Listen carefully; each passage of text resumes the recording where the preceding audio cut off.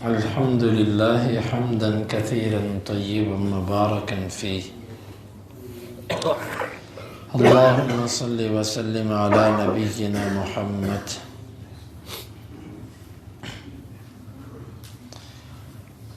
عبداللہ بن عباس رضی اللہ عنہ کے پاس ایک شخص آیا. یہ بڑا عجیب واقعہ ہے. اس نے ایک عورت کو قتل کر دیا.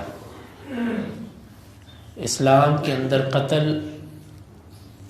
ایک بہت بڑا جرم ہے، بلکہ اس کے بارے میں بعض اہل علم کا یہ موقف ہے کہ جس نے قتل کیا وہ بھی شرک کی طرح ہمیشہ ہمیشہ جہنم میں رہے گا.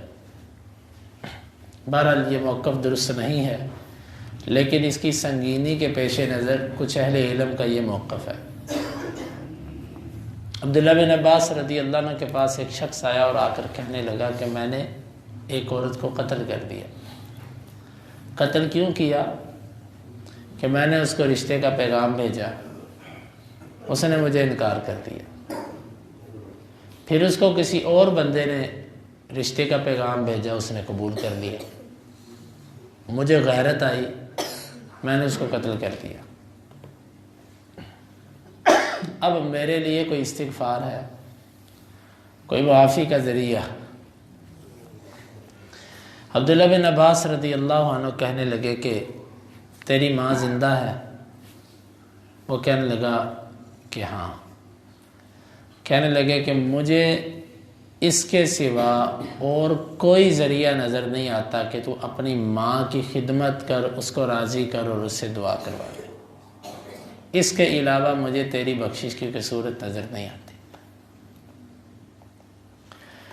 یہاں پر ایک بات کہ ماں کتنی بڑی نعمت ہے. ماں اور باپ دونوں ہی نعمت ہے، لیکن ماں جو زندگی کے اندر تکلیفیں برداشت کرتی ہے اور جن مراحل سے وہ گزرتی ہے اور جن تکالیف کو وہ اپنے بچوں کے لیے اٹھاتی ہے، یہ انسان کو سمجھدار آدمی تو اپنی شادی کے بعد اندازہ کر لیتا ہے کہ میری ماں نے کتنی تکلیفیں اٹھائی ہوں گی. کیونکہ جب اس کی رفیقہ حیات، اس کی بیوی دن رات اس کو اپنی تکالیف بیان کرتی ہے کہ رات ایسے ہوا، مرد ساری رات سو کے صبح اٹھتا ہے تو وہ بتاتی ہے کہ بچی نے ساری رات سونے نہیں دیا، بچے نے ساری رات ایسے کیا. تو اس وقت سمجھدار آدمی کو تو اندازہ ہوتا ہے کہ میں نے اپنی ماں کو کتنا تنگ کیا ہوگا اور میری ماں نے میری خاطر کتنی تکالیف اٹھائی.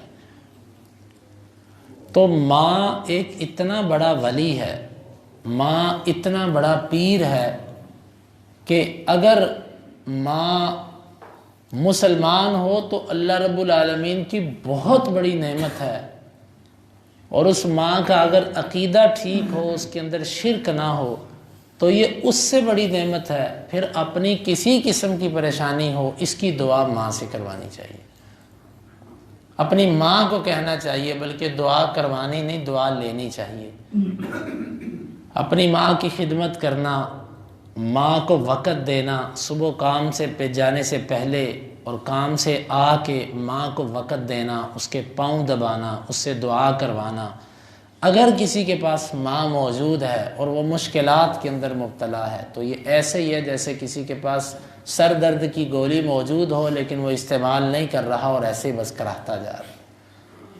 ماں موجود ہے، دعا نہیں لے رہا اور مشکلات کے اندر ہے. یہ ایسے ہی ہے کہ جیسے پیاسے کے پاس پانی پڑا ہے اور وہ پیاس سے مر رہا ہے. تو بھائیو، یہ الادب المفرد کے اندر امام بخاری رحمہ اللہ اس روایت کو لے کر آئے. اس کی سند بھی ٹھیک ہے. تو ہمیں یہ بات سمجھ آتی ہے کہ ماں اگر موجود ہے تو پھر ہمیں اس ماں سے دعا لینی چاہیے. اگر ماں نہیں تو آپ نے فرمایا الخالۃ صنو الام، جو خالہ ہوتی ہے یہ بھی ماں کے قائم مقام ہوتی ہے. اگر خالہ موجود ہے تو اسی کو ماں کے قائم مقام سمجھ لیا جائے. تو یہ اللہ رب العالمین کی ماں باپ ایک بہت بڑی نعمت ہوتے ہیں. ہمیں ان کی قدر کرنی چاہیے، ان کا ادب اور احترام کرنا چاہیے اور ان سے دعا لینی چاہیے. اللہ تعالیٰ سے دعا ہے اللہ تعالیٰ ہمیں اپنے والدین ان کی قدر کرنے کی توفیق عطا فرمائے۔ اللہم انفعنا بما علمتنا وعلمنا ما ينفعنا وزدنا علما وآخر دعوانا ان الحمد للہ۔